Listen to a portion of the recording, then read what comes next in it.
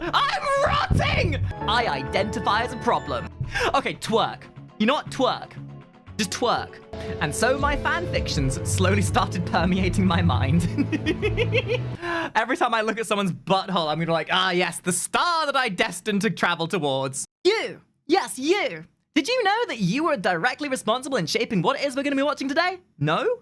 Well, now you do, because every now and again, I take a recommendation from the community for something to watch. And this was recommended by a couple of people, which I was originally going to ignore, but then somebody donated $50 and I was like, hey, I like money. So we are going to be watching a crowd recommendation called Gilded Guy. So I have absolutely zero idea what this animation is about. It reminds me from the brief glance I had at it of something that I'd see from Newgrounds back in the day, but I got recommended and paid. And I'm not saying that you can convince me to do stuff with money, but you know, money is money and $50 is $50. So, you know, this is going to be a bit of a long one. Let's see what it's all about. I love me some good animations, so I'm hoping this is good. I'm going to be playing it in the order that it's in the list, which I'm assuming is right. Ooh, very pretty. I was half expecting this to be some, like, cringe Newgrounds 2017 kind of thing. Okay, I already have my expectations subverted. Because, like, I saw this kind of thing, and I was like, that looks a little bit goofy. It looks like something that you'd have, like, 12-year-olds enjoy. This looks really good, damn.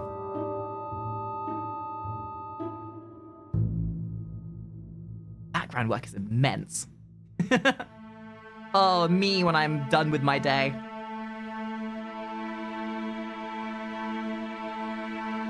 Your kid... Actually, when did this come out? Hold up. 3 years ago? Huh. Dude, this is the kind of stuff I used to watch so much when I was a kid. Like animator versus animation kind of thing. Or like James Lee's early animations with like Tarboy. Do you guys remember Tarboy? Ooh, that's the good shit.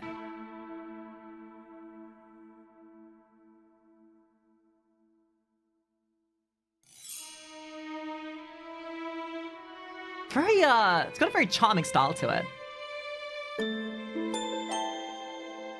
Oh, that's so cute.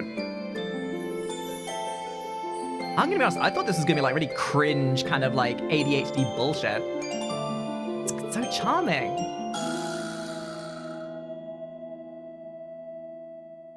And then they start fighting. Now, son, time to go to work. We've got to go to the mines. The Minecraft movie isn't gonna make itself.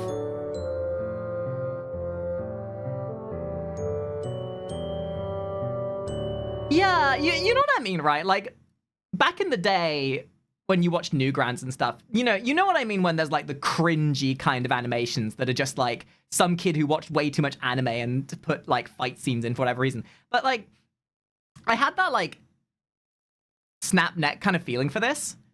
But with the pacing and the attention to detail, I'm going to say that my expectations are going to get subverted. This feels like there's a lot of passion that's been put into it.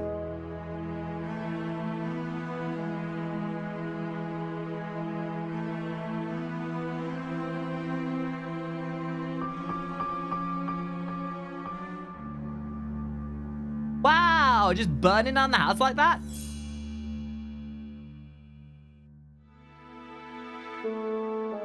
And here's the thing, a lot of you guys know I'm an animator. I was a animator as part of my study. I went to university for it. And looking at this, like the sort of 3D some of the 3D elements and the 2D composite, like the background being as detailed as it is with the more simplistic characters kind of helps them stand out. I love this concept. It's a really well, like the principles of animation are there, the concept of like helping characters stand out better, because it's so easy to like look at some, like a lot of anime do this where the background is too complicated and it distracts from the characters. But when you've got like immensely simple characters like this with very blocky colors, you can get away with having a more detailed background like that.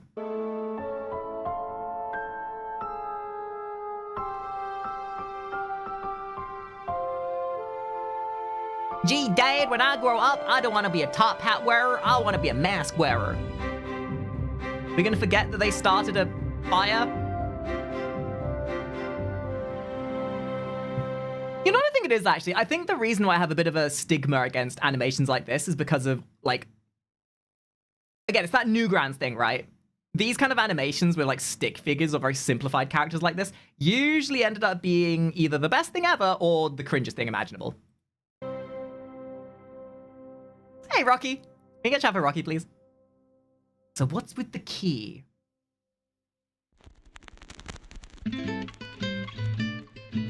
Is that a portal to our universe? Yo, Will, thank you for that follow. Dude, this is really charming. Really making me think of Tarboy.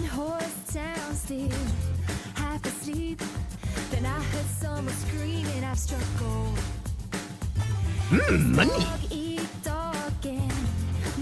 Oh my god, the only place where people have been paid a fair wage for their slave labor. This is gonna get dystopian very quickly, isn't it?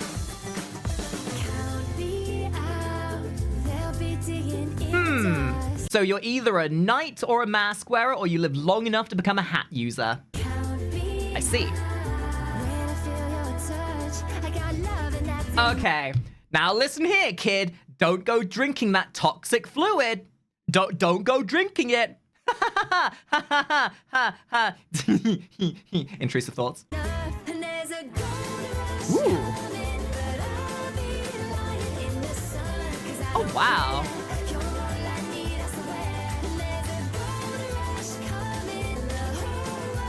Oh my god, this is so charming. I have no idea what's going on, but holy shit, dude.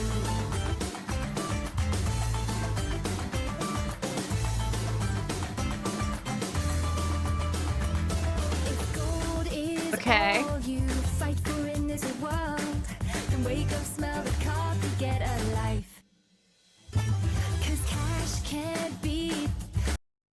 Artists with hyperfixations. You ever just know an artist friend who gets that one idea in their head? Like, oh my god, dude, I've had art block for months and months, and then that one moment hits and you get that one idea in your head that you just have to sit there and draw obsessively for hours and hours and hours, and then you realize it's been 5 days and that you could have spent that time more productively, but at least you drew a triple dick nipple centaur.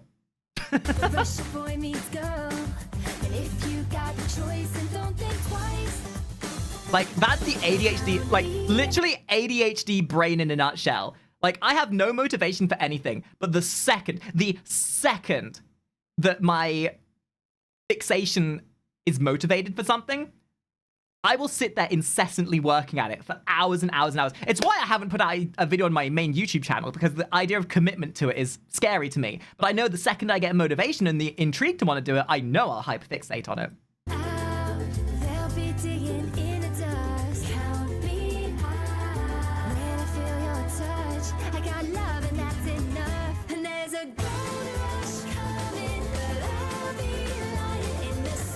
Okay.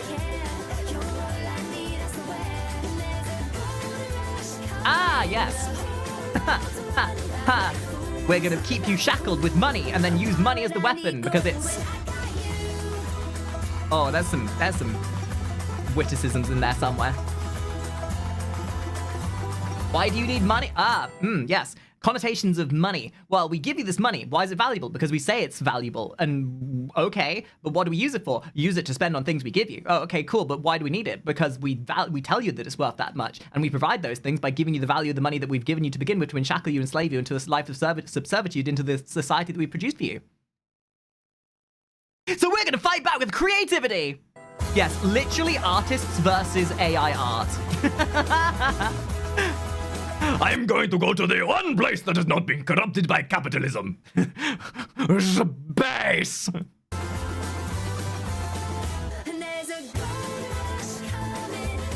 Dude, this is so cool.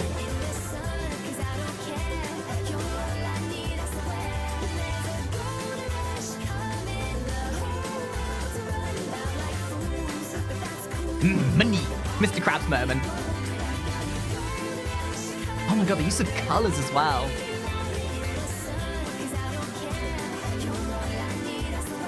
I'll say it. I was not expecting it to be this.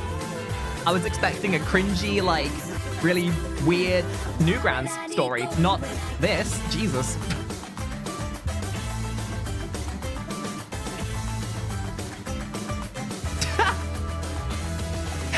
Damn, another knock at landlords.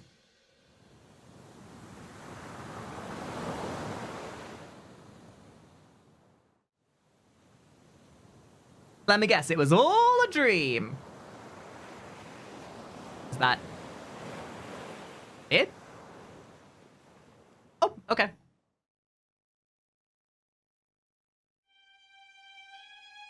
You want how much this cost to make? I'd probably nothing because it was people in-house.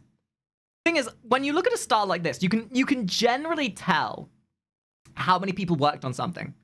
I can imagine this was like 2 or 3 people.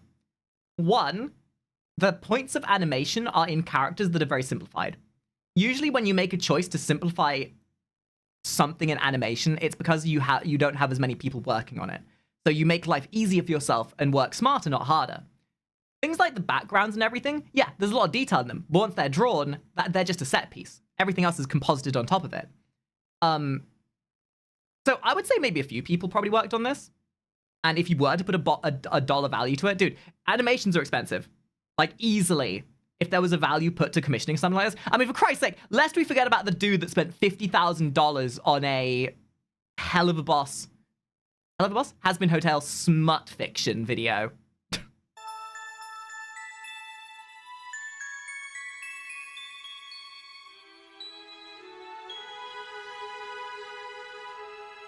Bye, Dad. Are you proud of me?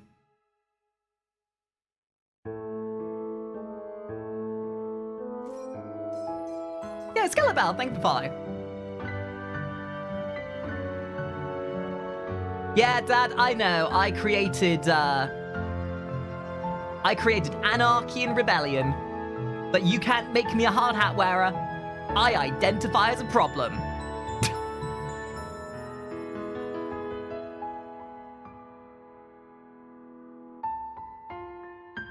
Dude, AI art would never get this. You know what it is? AI art might be able to replicate style, but it'll never get the soul of animation that's handcrafted.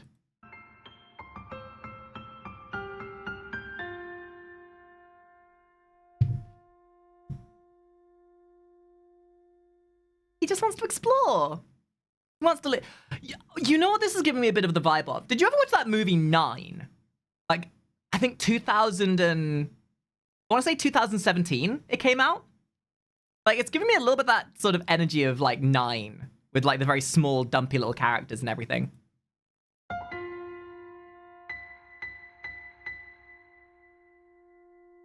And they're all protecting themselves from a post-apocalyptic world.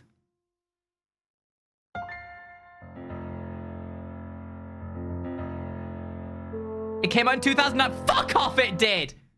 No, it didn't! Don't you tell me that! Wait, did you know that we have a Discord and a Twitch? No? Well, now you do. So what are you waiting for? Why don't you click those little links over there and be part of the fun? Just like the rest of us cool kids, you know what I'm saying? It better not have. I'm so old! I'm rotting! I'm rotting! Nah, dude. The passage of time is not a problem. The passage of time is not a problem. I am not self-conscious of my age. I am not self-conscious of my age. My bones!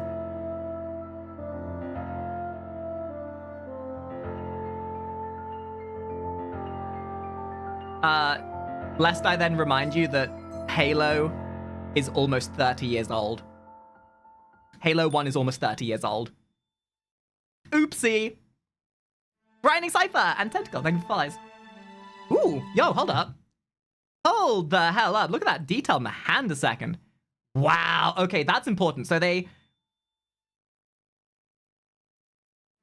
the thing, right?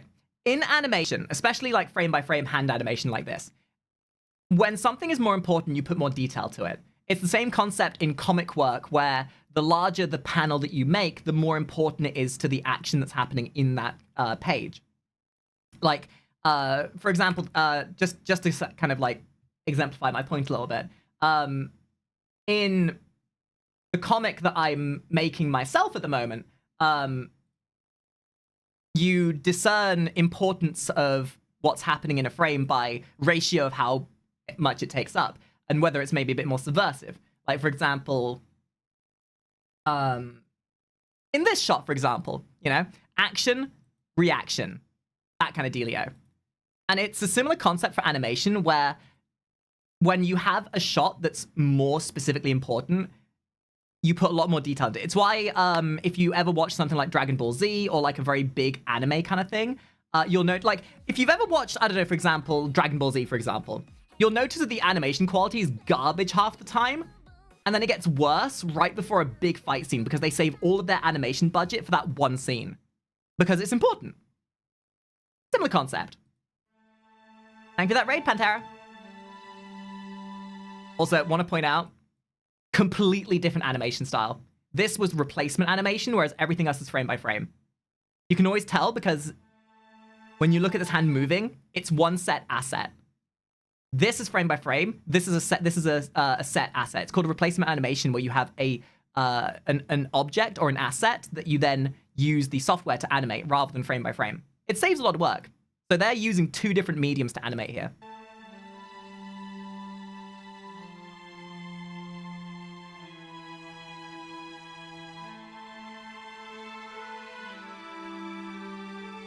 Actually, I'm getting a bit of a vibe of Little Nightmare from this as well. Tiny little characters. Tiny little fellas. Ooh, okay.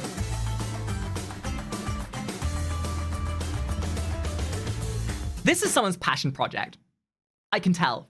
This is something, this is what my comic is to me. This comic that I'm making is a passion project that I've been having in my mind. And this is something I can tell somebody has had in their brain for years. And then they finally got the chance to put it into production and start making the thing. And you can always tell when it's something has come from somebody's creative mind because it's got this expressivity to it. There's a heart to it. There's passion. You can tell somebody enjoyed making it when it's got this level of finesse.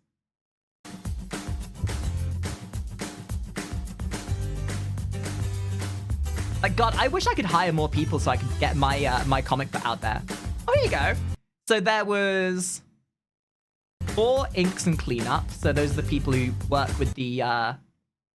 those are the people who sort of polish up keyframes when they're done. 3 people worked on the backgrounds. So what about the in-betweeners? Animation assistants. So these would be the in-betweeners, I would imagine. So yeah, it was about 4 people. Pretty much what I predicted.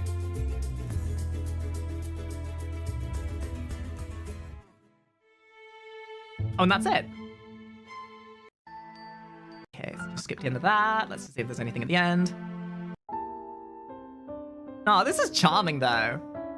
So what adventures is our lovely little fella gonna get up to?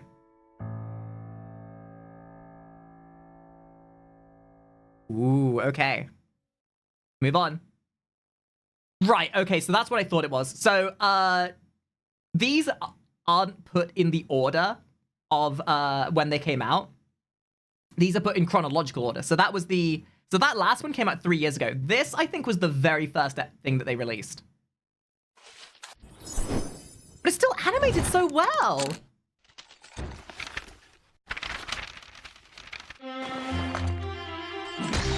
Oh God, this even looks like it's like the early Newgrounds animation style.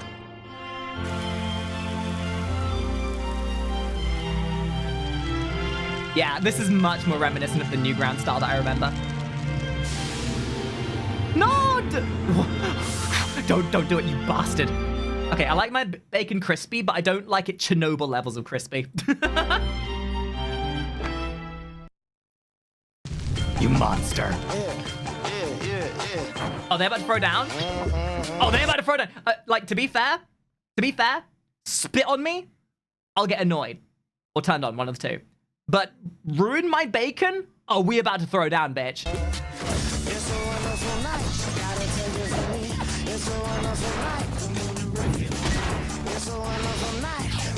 I'm starting to realize why the person wanted me to watch this. So the person who paid me to watch this originally, they are a Ninjago enjoyer. And I'm suddenly starting to realize the similarities.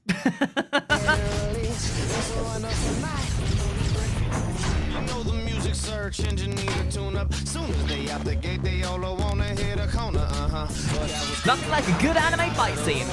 Okay, real many of you guys, when you were in high school, had your imagination running wild on some epic anime fight scenes rather than listening to the teacher? I can't be the only one that when I was in my classes and I was having to deal with a really boring lesson, I was plotting out all these amazing anime fight scenes in my head rather than paying attention to the lesson. And by in school, I mean I still do that now when I should be paying attention to one of my lessons that I take. Your crew was riding for the white cliffs and over, Well, let me tell you how we do it in California. We'll have you on the run just like a puma. If it don't move us, ain't paid your dues and it ain't gonna get out. I mean, this is some great animation principle. But this kind of proves my point, right? Like, you look at the animation quality of this, and it is immensely well animated. But this is how you work as an animator. When we watched the Minecraft animation a while ago, when you are working by yourself and you're doing frame-by-frame animation, you have to simplify designs, you have to simplify shapes and contours and everything. You have to simplify the process to make it easier for you to process. Because you look at the lines, everything is very blocky, it's very simple. It makes the actual process of the animation more important. Because as you're animating, when you don't have the time, because time is money, you have to be as time efficient as possible. When you are a solo animator trying to make something, you want to be able to get out as much animation frames as possible. So you focus on the principles, you focus on getting the effective principles of animation down. Because in animation, sure, you could make every frame look as finessed as possible, but most people aren't going to care about the fine details in that kind of a thing. Most people only care about how flowy and how good the animation looks. And the better you get at doing that, the better you can make stuff look. But there is ultimately a sacrifice of time for quality. So you have to prioritize what it is you're looking at. If it's a fight scene like this, things are going to be moving so fast that no one's going to really pay attention to the subtle details you put in. It's why you see that there's like lines that haven't been completely cleaned up. It's about the motion, the action. And sure, like when you have the chance to hire people to help you animate, then you get the chance to put more time in. It's the cleanup, it's the in-betweeners. But when you are working by yourself, you focus on the foundations, you focus on the important parts. You have to work within your means kind of thing. And I love seeing this because it is the rawest and truest depiction of animation at its heart.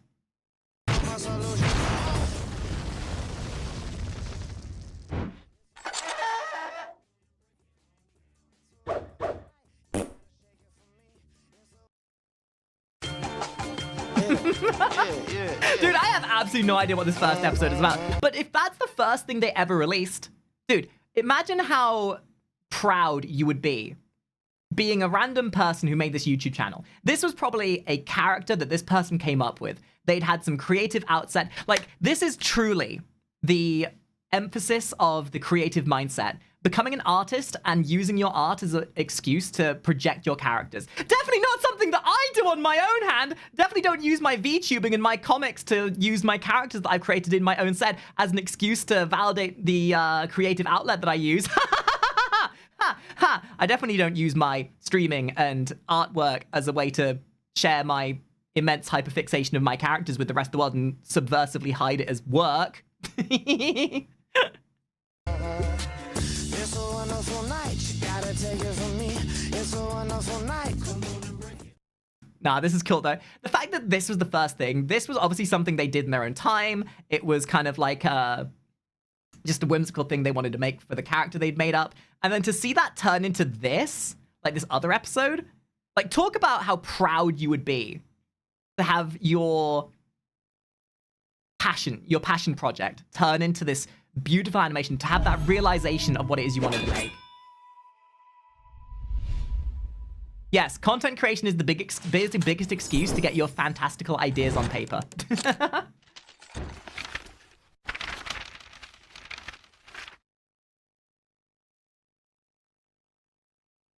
No, I didn't make my model. I made my characters. So I am an artist, and I draw, and I make comics. Just like the comic I showed earlier. And I tell the story of my universe and the story that I've been making through my streams. So the characters that you see, they're characters I've designed, they're characters I've plotted out and made through different mediums. This model actually was made by my VTuber mama who's in the stream at the moment. Oh, exactly, Rocky, exactly. Like, imagine all the early 90s kids who had their, like, really cute OCs they made, who then had the ability to, like, live those OCs as VTube models. Getting some animator versus animations vibes out of this. God, do you guys remember those stick fight animations from, like, the early 2000s? Oh, God, I love the little squash and stretch. So much attention to, like, the anticipation and action of the movement. Like, that to me tells me this person has such a great understanding of animation. Just the subtle little anticipation of movement, the reaction, the flow of movement, and then the follow through.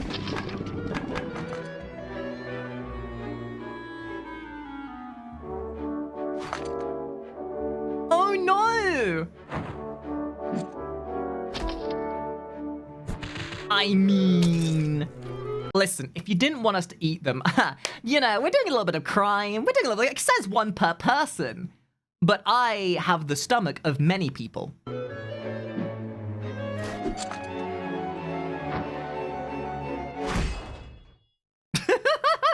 Damn, women are always so violent.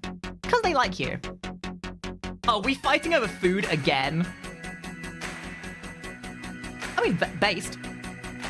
Started in the morning. Let's face it. Let's be brutally honest here. If there was something worth fighting over, it would be food because I'm a gluttonous pig that wants something in my mouth all the time. And that was going to be taken out of context.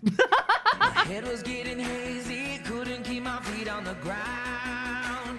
She was making love to the mirror in the bathroom. Yeah, starving artists be like. Oh no, badass female anime protagonist about to beat the shit out of the dumb fuck male. At least, I'm assuming it's a woman. Only women would get so angry about food, am I right? I mean, that's the same reason why I get angry when you guys run away from me.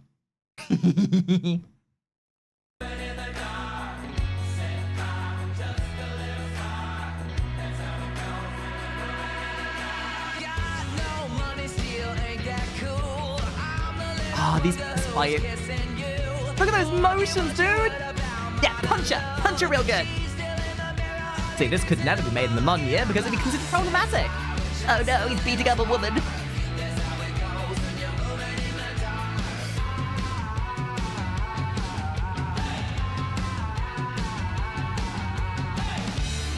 You're... Alucard moment. Your powers are bullshit. You're overpowered and your powers are bullshit. You know it. We all know it. Your powers are bullshit.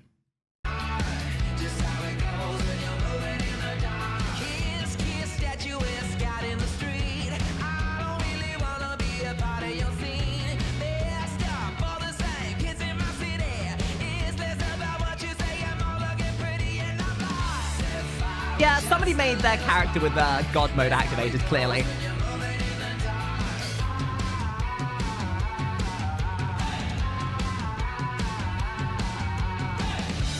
Oh, this is so cool.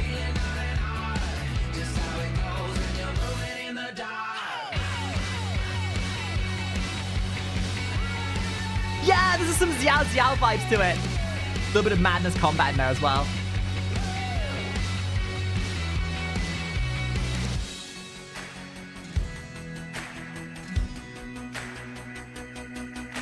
Started in the morning, my head was getting hazy, couldn't keep my feet on the ground. She was making love. This is so good.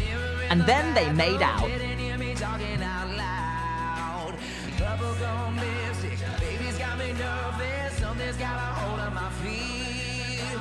You just wanna go. Yeah, problematic men, am I right? Not following the rules.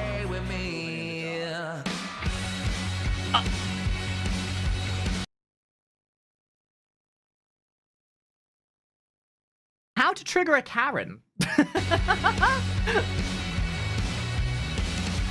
Why you gotta fight? It was just getting upset over the hors d'oeuvres. Just gonna put it out there. He's the problem here. He's the problem. What a shitbag.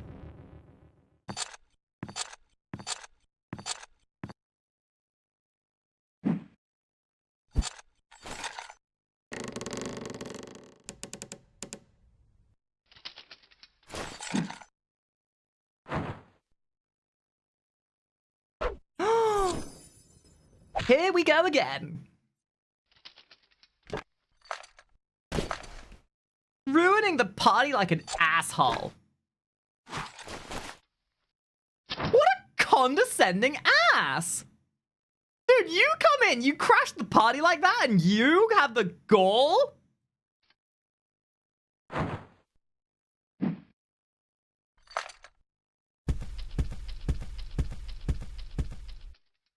What a sassy little shit.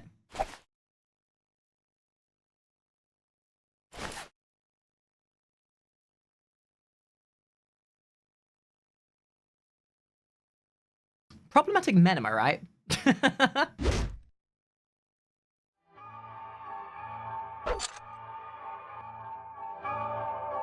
Lady, if I wanted some handouts, I would have gone and asked your mother.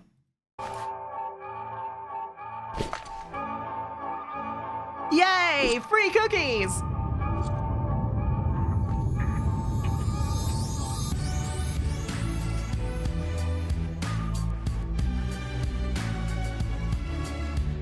Oh, so...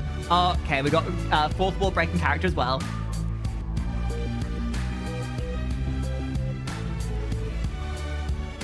Enjoy the snack, because you're going to be a whole-ass meal for my minions. Oh, that was really cool. Okay. Next one. What's the show called? This is called Gilded Guy. So, I guess there's no, like, overarching story. Or rather, there's not, like, a linear story to these. It's just more of, like, skits from in the world, I guess. Really good, though. Just a toxic man doing toxic things, causing problems and being a little rapscallion.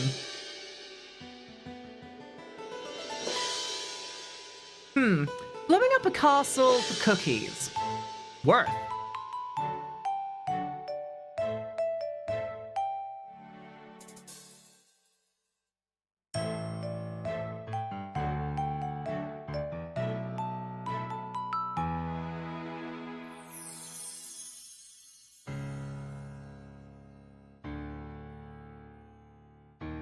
I just love the fact this is so much more of a musical number. Oh no! He's just like me! A broke bitch! Maybe that follow, by the way.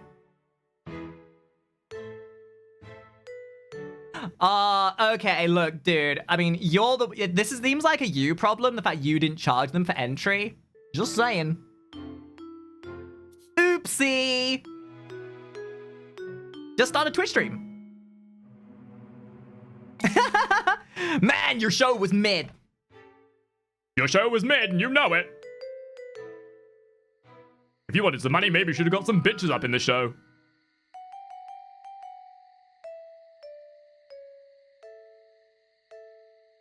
Don't exploit the child.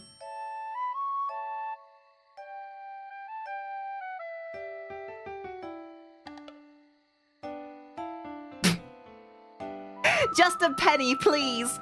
Just a whittle penny.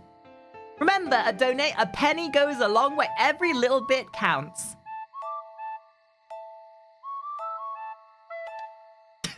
Aww.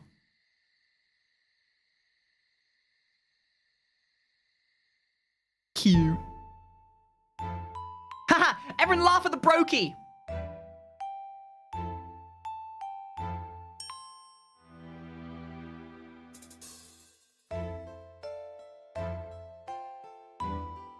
Huh.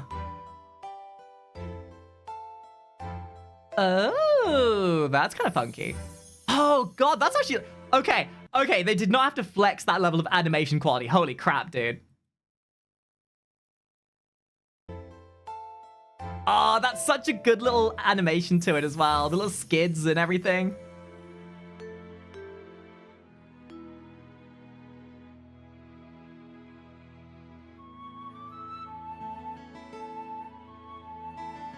But I can never watch this kind of stuff just authentically because I'm too enamored by the animation quality.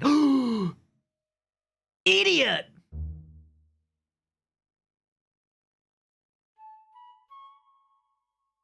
This guy's clearly not played Minecraft.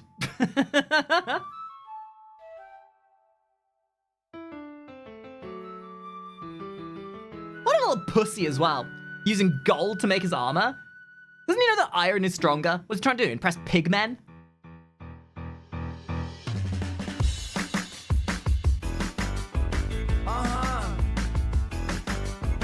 Alright.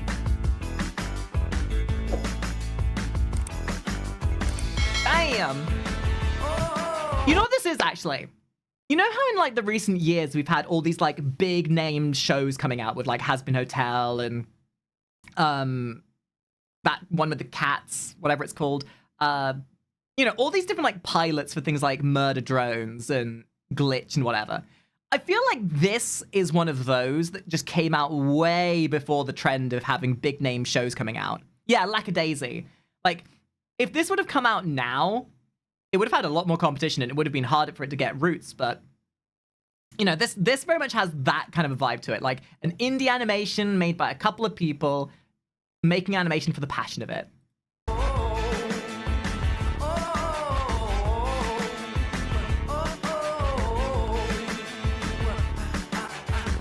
going down to the basement, y'all, where people have a good time. I'm actually slightly concerned whether I'll actually be able to upload this or not, because I think there's a lot of like very copyright music in this.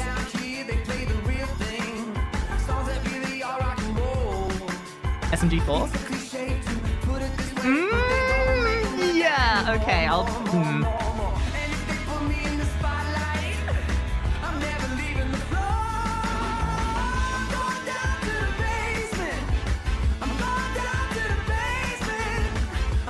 Is SMG4 who I think it is? Oh yeah, I know who SMG4 is, okay. You know, at some point, you know, actually maybe we'll watch SMG4 at some point. It is utter brain rot, but they have a number of series that I think would be fun to watch. I don't think I've ever, like, fully watched a single thing of theirs, because the one thing that I did watch was something like that. I saw that! I was like, ha ha ha ha! Yeah, I think I'd rather watch Skibbity Toilet.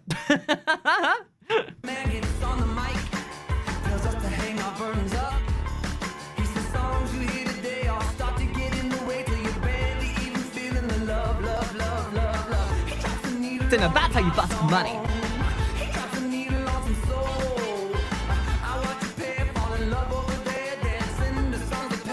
Never watched it? It is utter brain rot from what I've gathered. Oh no, he's gonna get up and say the N-word. You can't just ask for money right off the... Okay, twerk. You know what? Twerk. Just twerk. That's right, ladies and gentlemen. For that low cost of $49.99, we'll give you the ability to watch me bust it down sexual style. For that low cost of $69.99, we'll even throw in an extra iota of self-respect as well. Because we know that you are that low bottom dollar that you are desperate enough for any kind of content that involves even the slightest bit of parasocial encounter.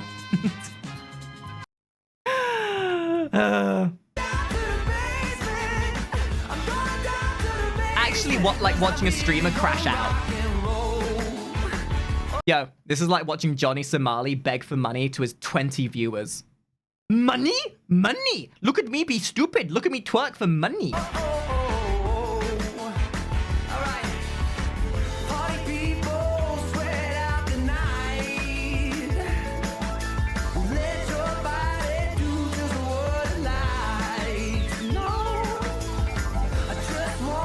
That's not how entertainment works, you little shit.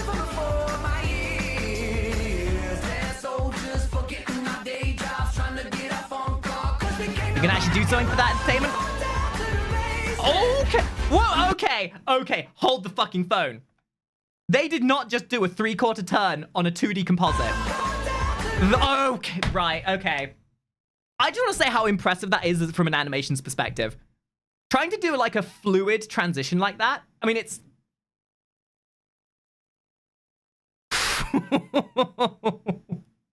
You know when I told you that they put all the animation budget into one specific scene? Yeah.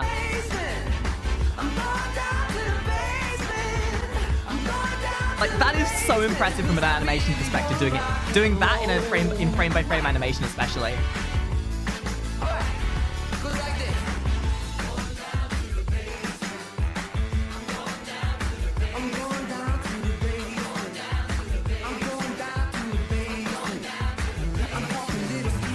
This is utter animation porn right now. Like, holy crap, dude. For anyone that ever feels burnt out with their artwork, watch something like this and it'll give you motivation. Holy crap. My god, the friggin' dance as well. There's so much bounce and motion and it all just works.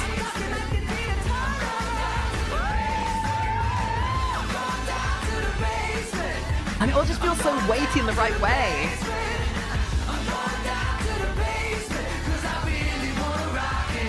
This is what I mean. AI will never be able to get the passion that goes into something like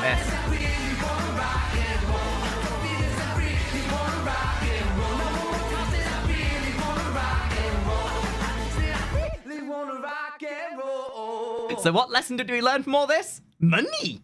Money!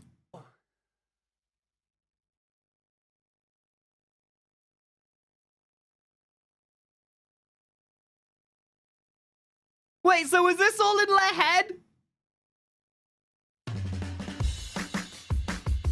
This was all in their head! Damn it! Alright, I think the end of this is just credits? Yeah. Oh, see what I mean? So, dude, at this point, it was literally just by one guy. Dude, for being one person, that's so impressive. Oh my god. But this is what I mean, right? Like, you notice the difference between this and the latest one that I mentioned. Like, it's the difference between having one person and a team.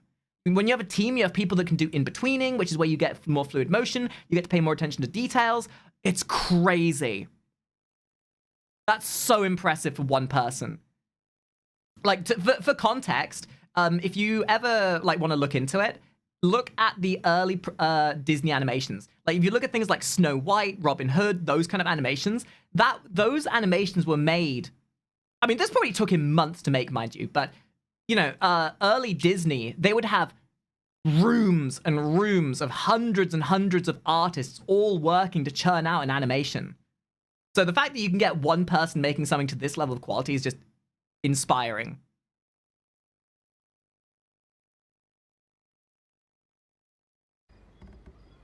Yeah, rip the guy's hand after making this, holy shit.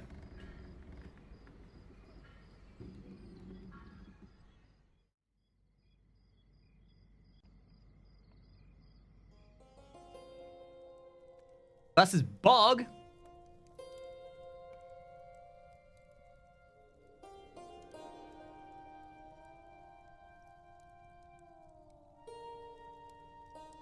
Hey, Jodgov.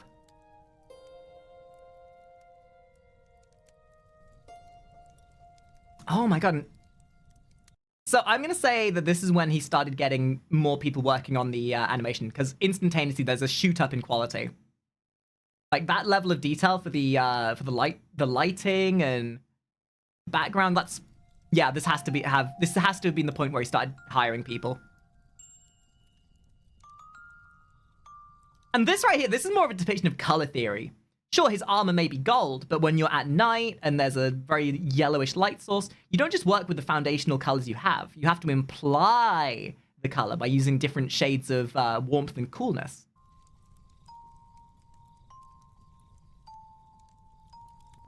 It's much more eye-catching, because, like, one of the big, like, learning processes you go through as an artist is learning that shade is not just, like, black and white and light and stuff like that. Shade and lighting are different emphases of color, and that utilizing different moods of color will help things feel differently. Like, you notice that he's using sort of orangey color. When you're trying to make something feel warmer, you start going more towards the end of the color spectrum. That's your oranges, your reds, your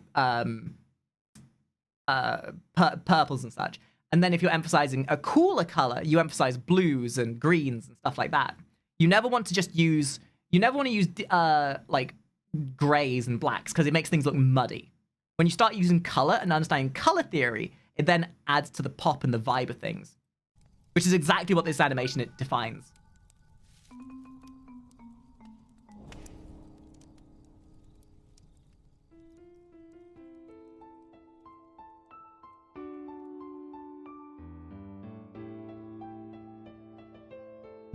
You know, I'm sorry. I'm gonna have like a little bit of a moment to kind of emphasize that, because I feel like it's something I need to sort of show show you to understand. Like, when you have, let's just take, for example, let's just say, you know, golden, take as gold, for example, right?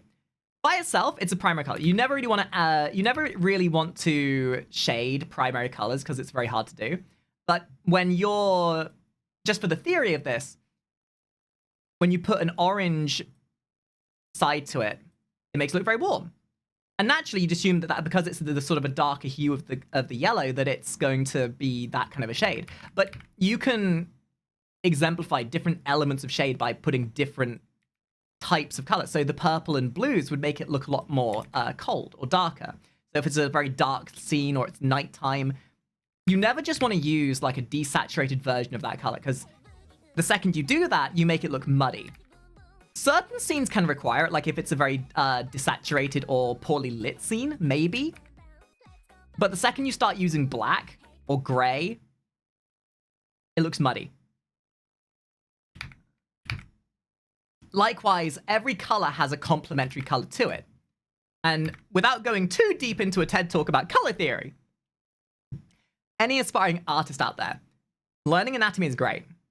But if you ever want to make your art pop, learn color theory. Color theory will be one of the, like, if there are cornerstones of your learning process as an artist, it should be color theory, anatomy, and just general foundational skills. And I suppose the other one would be, oh fuck, what's it called?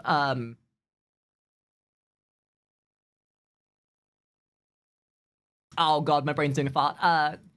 So this middle one would consider of things like anatomy, shape theory, just your foundational understanding of how to shape something. But you also then need your academic, learning things from sources, life understanding, concepts of drawing from life and how the theoretical side of things works. And it all kind of like coincides with each other. Each of these can then complement each other in different ways. And once you understand them in their individual notions, they then build up to give you your full understanding of your artwork. You need to know as much of each of these as possible to work with each other. Yeah, perspectives, it all coincides with each other, right? There's so many elements of art that add up together. But what I'm saying is, this is somebody who has like understood all of these foundations to such an nth degree. And I love it. This is like, not even from a degenerate's mindset. I use this term like sort of ironically. This is animation porn. Like, this is the kind of stuff that activates my neurons from a creative standing. And the reflection, oh my god. Okay, just as a point in preference, not only has he had to understand the concept of color theory, but now he's had to understand color theory from a refractive point of view. So when you look at when you like look at something in the reflection of a mirror or water, and it gets like a slightly different shade to it. He's managed to do that in the reflection of his sword. What the fuck, dude?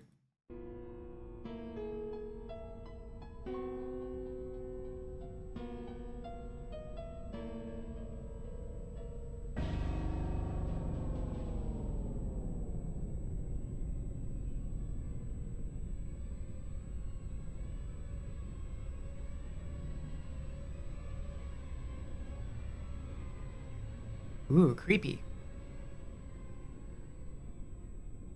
Domain expansion. Cringe abyss.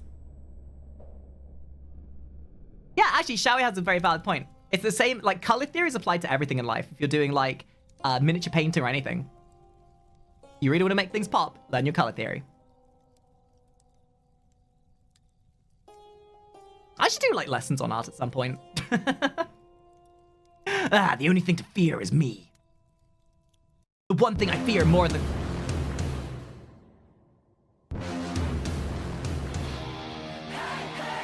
Oh, shit!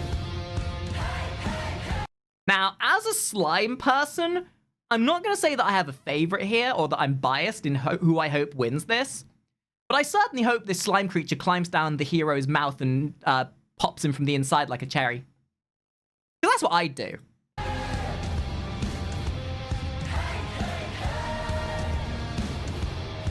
Oh my god, dude, and they've even got... Dude! Yeah, okay, I can absolutely tell now that there was other people working on this. You want to know why? Because the second you start putting in soft shading to an animation, you infinitely complicate the animation process. The reason why you use cell shading, which is like very two-tone shading, where it's like one color and then another, is because it simplifies the process. It indicates that there's shade and lighting, but it's not overly complicated and it's easier to animate because it's more defined. The second you add things like this right here with soft shading, you complicate the process to a degree where you have to be way more precise and it's easier to make it look muddy. But just the reflection, the hue, there's a glow to everything. God damn, dude. And the fact that they've made it look slimy as well, like they've understood how to make texture look, they've understood texture concepts about how to make slime look reflect, like, because different materials reflect light differently. You'll notice that like when you looked at the wood or other materials that it's got that different kind of like property to it, and different surfaces and different textures are, although they can look very texturally based on the detailing in them, more often than not, what gives something texture is how light interacts with it. So when you look at this, it's very obviously shiny and very sheen. Whereas you look at the wood and it doesn't have as much of a reflectivity to it. Yeah, matte versus gloss, essentially. Oh, damn. Oh, stop with your 3D movement in 2D. God, I've already come 5 times already from your friggin' 3D compositing. Jesus. So the reason, I want to point out, the reason why that's so impressive is because it's, how to explain this? So I want to show you how they did this. Because the reason why this is impressive is because they would have had to have made... The easy way to have done this would have been to have made a 3D environment and composite the 2D on top of it. But they did this in 2D. And it's done in a way that not only has the depth of field to it, where the back is blurry and the front isn't, but they've managed to use the principles of animation into fooling you into seeing a 3-dimensional space where there isn't. So this is a mixture of good camera work mixed with very clever movement of the environment. So if you're looking at that frame, and if we just take this as an example, right? So what you're seeing looks like a 2-dimensional space. But what they've instead got is split into 2 different sections. You've got what's in the foreground and then the background. So what's at the front here is moving separately to what's in the background. And doing it that way sort of fools your brain into seeing a 3-dimensional movement that's way more complicated than it actually is. Because then this background has the motion, the depth of field put to it, so it's blurry, so it tricks your brain into thinking that it's further away. And then this front part is moved upwards to give the impression of movement. And from just an animations perspective, it's the sneakiest way of implying 3-dimensional movement, combined with the camera movement and sort of a focus pull, if you will. And I'm sorry, this is like one of the things that I'm immensely like hyperfixated on. I know I'm not being funny about this or anything. It's just immensely impressive from an artist's perspective. And you can kind of see where the cutoff is here. It's just a lot of very, very professional levels of animation concept coming together. Like, everything in animation is to fool your brain into seeing motion where it doesn't exist.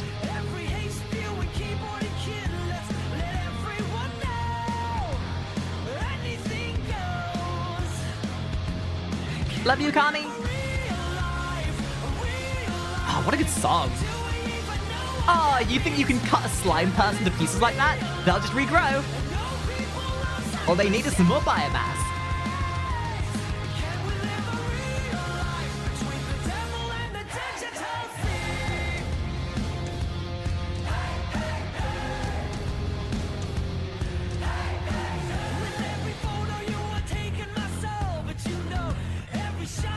Oh my god.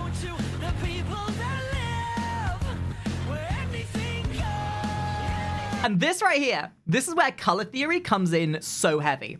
You use different emphasis. You emphasize colors to push different points across. So everything to do with our characters, like green and blues, and the enemy is purples and pinks, and it helps create that dynamicism within your mind. It helps distinguish the two characters.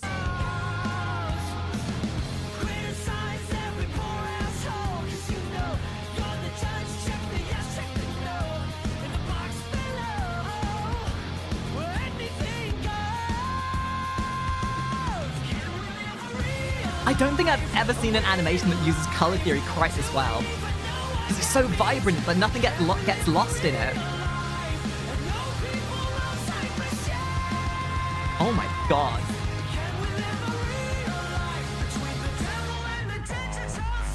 Holy! They're doing it again! They're doing that 3D movement with the 2D environment. Okay, to dissect this a little bit, look right there. You can see where this bit right here. So this bit right here was a separate asset. The background around it was on a different level, and they're basically adjusting the perspective on this whilst adjusting the back at a different ratio to make it look like you're getting a sort of like a camera shift. So smartly done.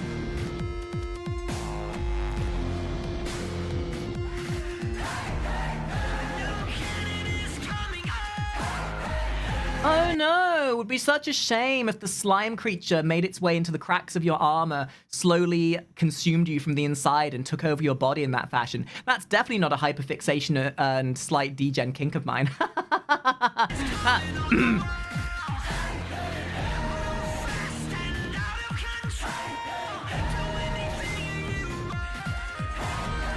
Oh my god.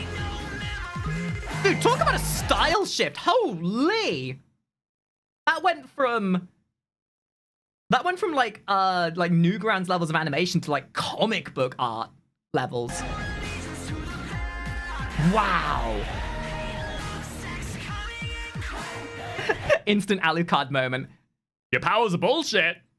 You know it, I know it. Your powers are bullshit. I mean, if I could disappear into a slimy little creature like that, I would have the way of it. Your powers are bullshit and you know it.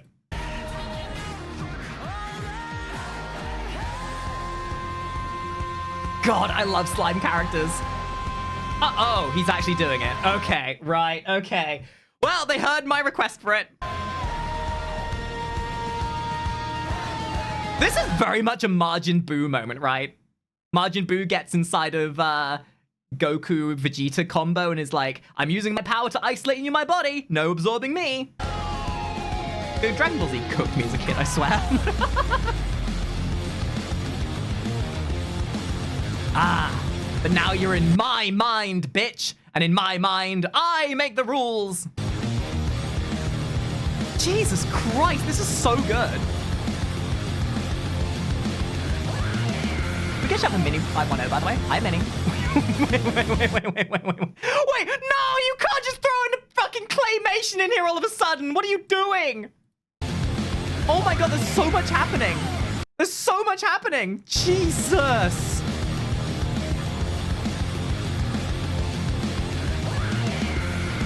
Oh my god. I wish I had this level of creative focus to be able to put what goes into my mind onto paper like this. Holy.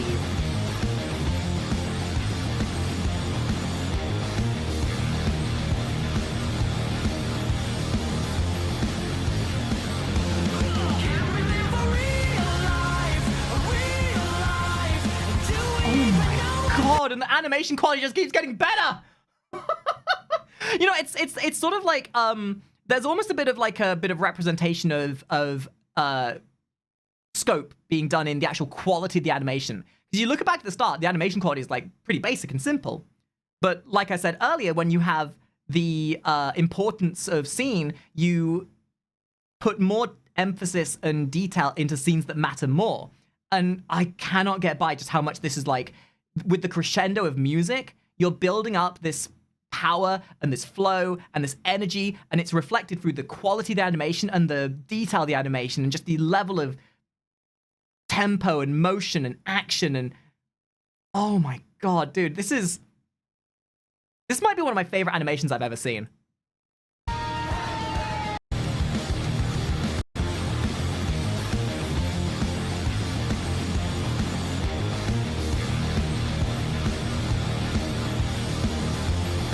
Because, like, dude, sometimes you get these animations that just have, like, the cringiest music over them, and they're just there with no substance to them, but there's just so much energy and passion that's gone into this, and I cannot get over it.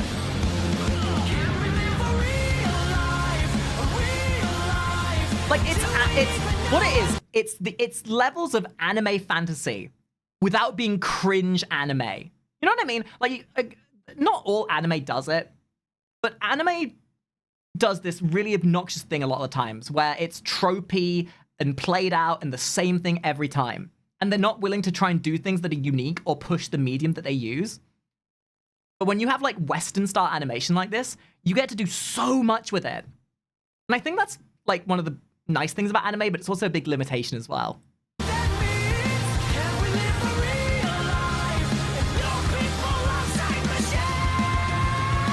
Yeah! You're not trapped in here. I'm not trapped in here with you. You're trapped in here with me.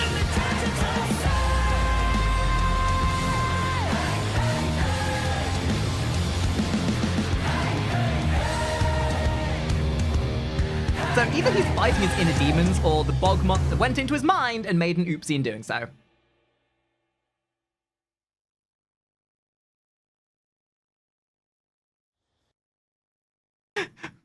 Nail! Nail! Why are you inside that man?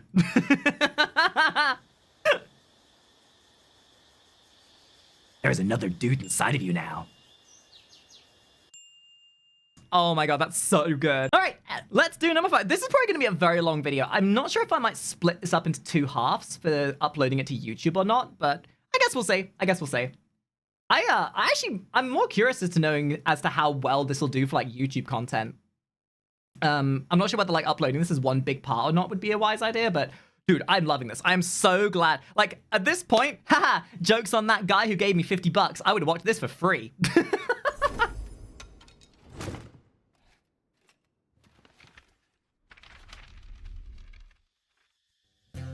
Oh, yeah, okay. Right, okay. Cool boy. Suddenly, illustration backgrounds.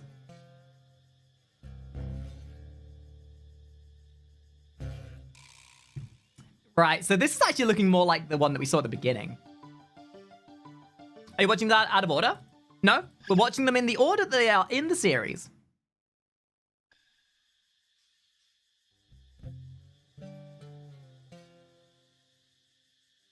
I don't even really feel like there's much of an order to them, to be honest. Oh, little bouncy bees. Ah, women, am I right? Rude.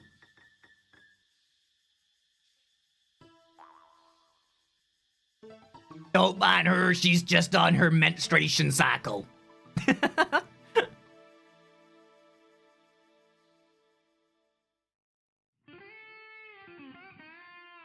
Oh my god. Okay, I want to like really quickly ADHD moment. So there's a couple things this is reminding me of, right? First of all, it's reminding me a lot of these like indie animations that are made for like have you guys watched Jonathan Young or any of his like animated stuff? But more so, this might be the original like big animated thing. Like at the time, dude, James Lee just did something different with this. Like Tarboy, for the time that it came out, was just ridiculous for its quality. Specifically, this scene.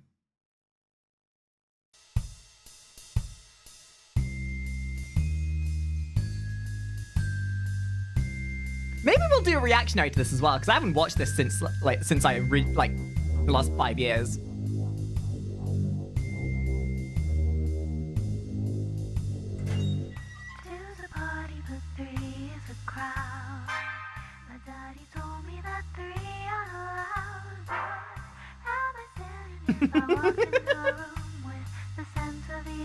I don't know what James Lee was doing with himself back in about 15 years ago, but how he managed to produce something of this quality back in a time when people were just making stick figure animations blows my mind.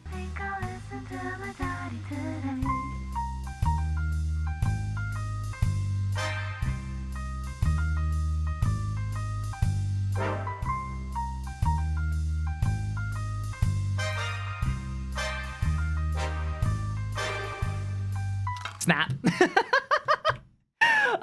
Yeah, you know, if you guys want me to watch this as a reactionary sometime, I think it'd be really nice to go back and have a little bit of nostalgia over it, because it's so good. It's so good. Okay, now you got hash shading on this? Tell me you don't have extra people working for you now without telling me you don't have extra people working for you. You've got regular two-tone shading, hash shading, and you put soft tones to it. That's animation perfection right there. But you notice how like the color back there is more of a gray color? So that's how I said earlier about you want color theory. Certain materials will refract color in a different way. And if you notice, the entire area is not quite so saturated. So having a slightly more muddy color has kind of like, it works for the material.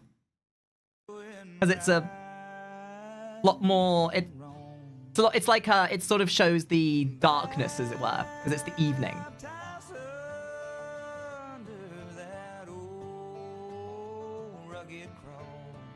But it's also kind of a different style as well. Like, you notice how, like, the previous episode used pretty much primary colors and very, what's the word? It used more bold colors, sorry.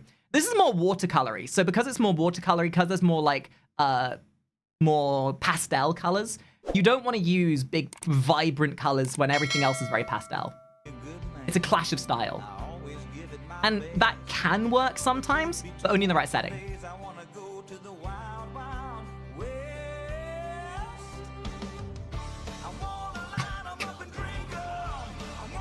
I don't know why I'm surprised anymore. I don't know why I'm surprised. Holy crap. Money.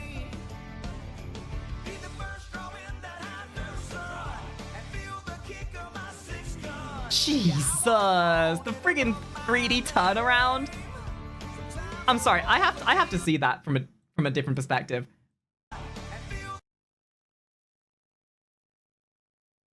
Okay, so I think in this shot the environment is 3D. I think it's 3D. They've got this like composited style of sort of like cell shaded Borderlands style going to it.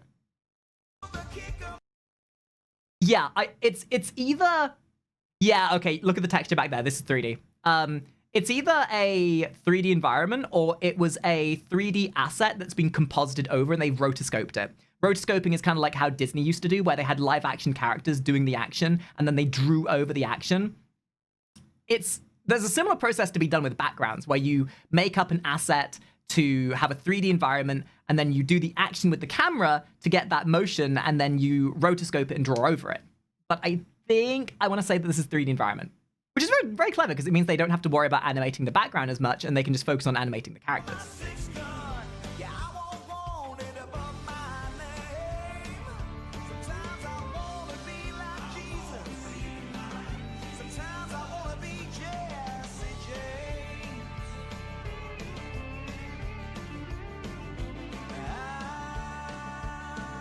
Oh no, brothels. Nah, dude, okay. Nah, dude, you can't make me down bad for the stick figures. Nah, dude, I am down bad for so much, but you can't be oh boy, I'm totally normal. I am totally normal about the stick figure. I'm totally normal about,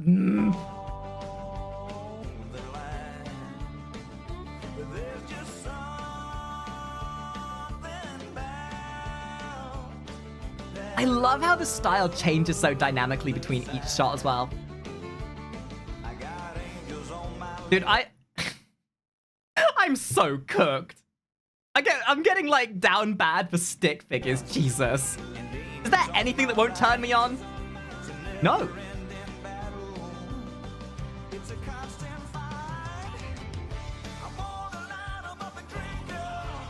Actually, I just realized something.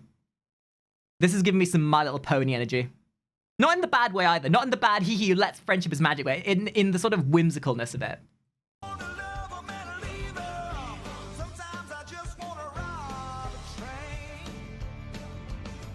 You know, you can see it, right? There's a bit of a similarity with the friendship My Little Pony kind of aesthetic going on. Big eyes, kind of like very vibrant colors.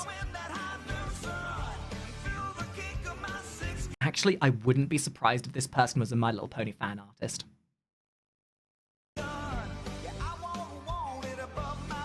Oh my god, and you got the friggin' horse in there?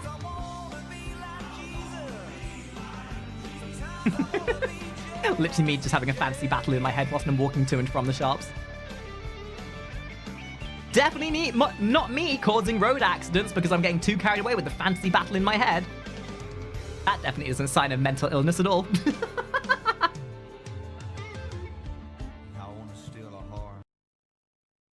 And now you're going with a pastel... what a sudden jump of medium! You've just suddenly got like a pastel style... Okay. Like a chalky style. Tell him there's a new man around here. Ah, okay, so I see what they're doing. As a way to not need to... I mean, stylistically it works because it's sort of like a memory kind of thing, so they're not going to animate it the same way. But they've put this so much detail in the characters, and it's more just like a composited scene of just like individual frames being animated by themselves. You can still get the implication of motion, but it's more about the idea of what's happening.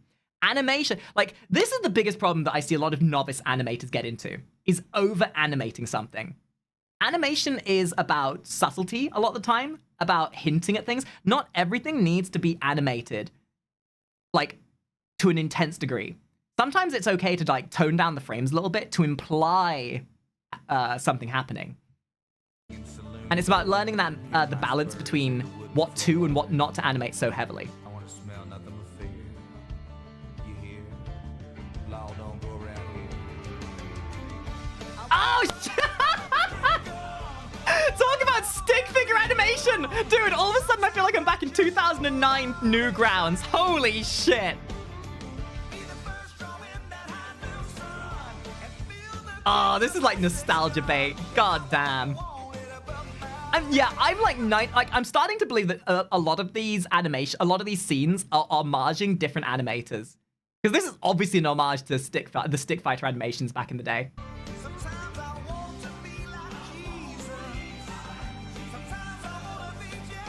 Oh look, the pick of destiny.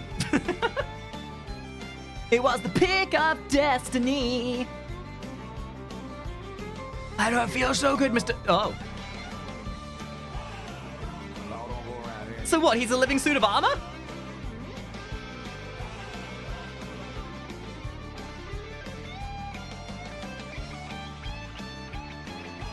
Oh, the armor. Oh! Hi, Jaden!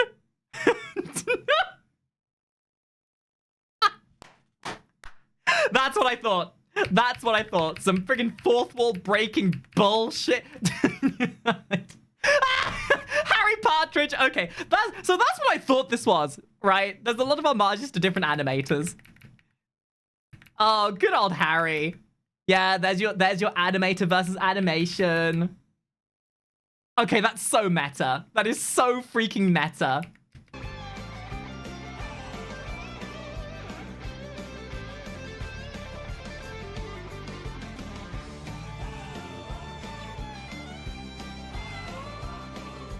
Now you have to question whether this is all in his mind or whether this is actually something happening.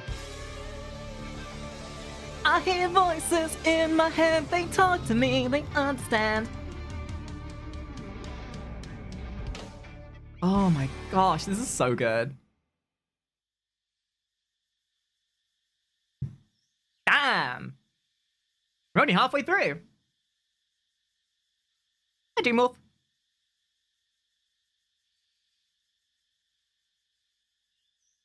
Yeah? Oops, style change again. Okay, fun thing. You want to know how they animated this? So, this is what's called masking. You notice how the texture doesn't really move as such? So what this is that they have essentially a blank canvas, if you will. And the sections that you see that are colored aren't actually colored themselves. There's a backing layer that ends up, how to describe this? So the color portions are hollow, and they show through onto a canvas that has this pattern and color on it. So all they had to animate was the line work, because the color and the texture is just a static image behind the animation. And then they put over a color filter based on which part. So like the armor has the yellow and this sort of yellowy filter, etc. for the red. It's sort of a masking process you can do that can make coloring very interesting, because it means you don't necessarily have to color it yourself. And you can play with that a lot. And I think they probably will. Hey, Catalina and Pushi, thank you very much for the follows. This is like a depiction of every kind of medium you can use in animation. I love it so much.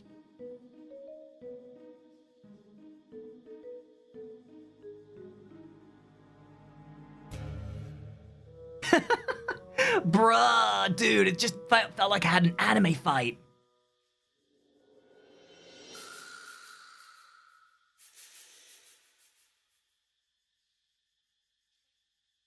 I mean, ask me if I'm following the plot all that much, and I couldn't answer you. Do I really care? No!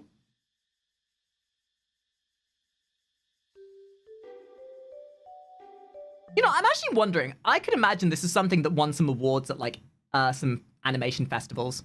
Like, within the animation industry, there's a lot of, like, indie animation festivals that happen. I could easily imagine this kind of stuff won some big awards if it ended up at one of those.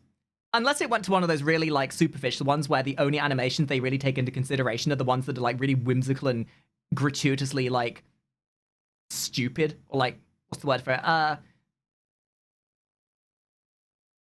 Fancy, you know? Oh, it's not avant-garde enough. Oh, this is just a silly cartoon, you know?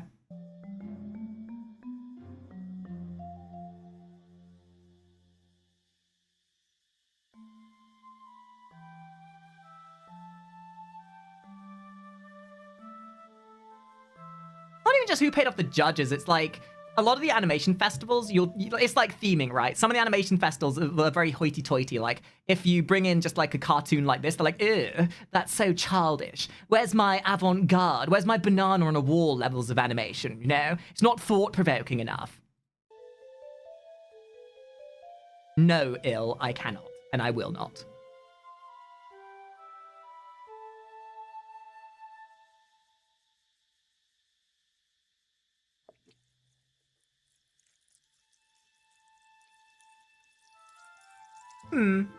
Very sweet. Ah, the flower.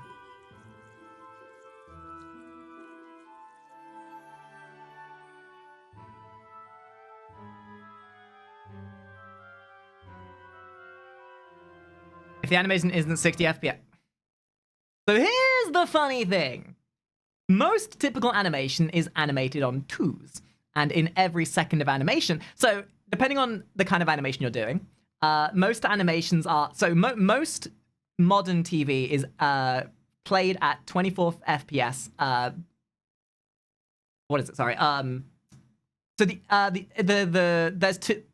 The FPS that you watch something in isn't necessarily the FPS it was shot in. Like, a lot of animation is animated at 24 frames a second. That is the foundational animation FPS cycle. And if you half that to 12 animations a second, you get a more choppy look to it. But it's generally it depends on how you're approaching each frame. For example, some people animate on 2s, where they have 2 frames of animation for a single frame, and sometimes they'll animate on 3s and 4s, depending. And depending on how many frames they're animating on will depend on how smooth the animation is. But most animation is done at 24 frames a second. And then you can make that look more fancy with post-production and stuff like that. But you will rarely find an animation that goes above 24 frames a second like that, at least in frame-by-frame animation.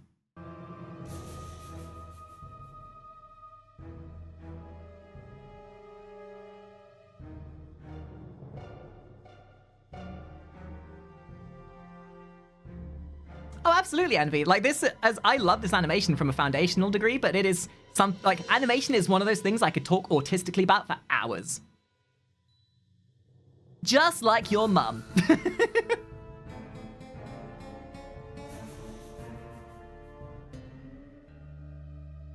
What a change of pace this last little bit is.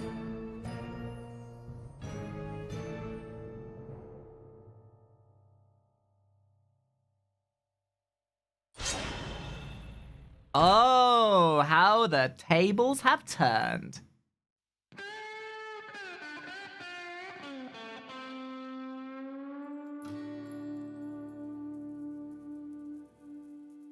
Huh.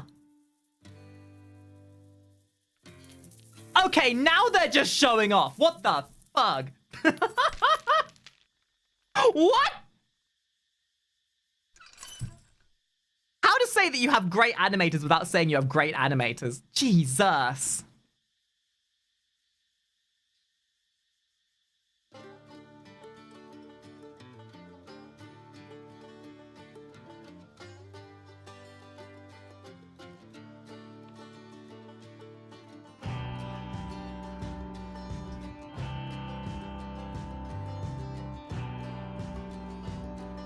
Okay, that's not creepy in the slightest. Yay, I have a spooky, spooky gown ghost following me for the rest of my life. Yippee! Was that it? Oh my god, and these credits have like so much effort into them as well.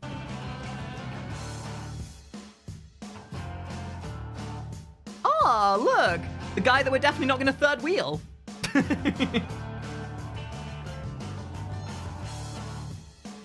Oh, there's the sexy, sexy bar wench. Wait, I wanna... How many people worked on this? Okay, so... Yeah, that does not surprise me in the slides, but, you know, for 5 people? For 5 people, dude? Even for 5 people, this is absurd levels of animation and detail. I would have loved to have known how long this took them. So, cleanup, I'm assuming, is what refers to their in-betweeners. Unless they just, like, took that in their own right, because... Generally speaking, the pipeline works. You have pre-production, which is where you have somebody do the keyframes, and then you have somebody doing in-betweens, which is the frames that go between the in-betweens to help the motion look smoother. I would be fascinated to know their pipeline. All right, next one.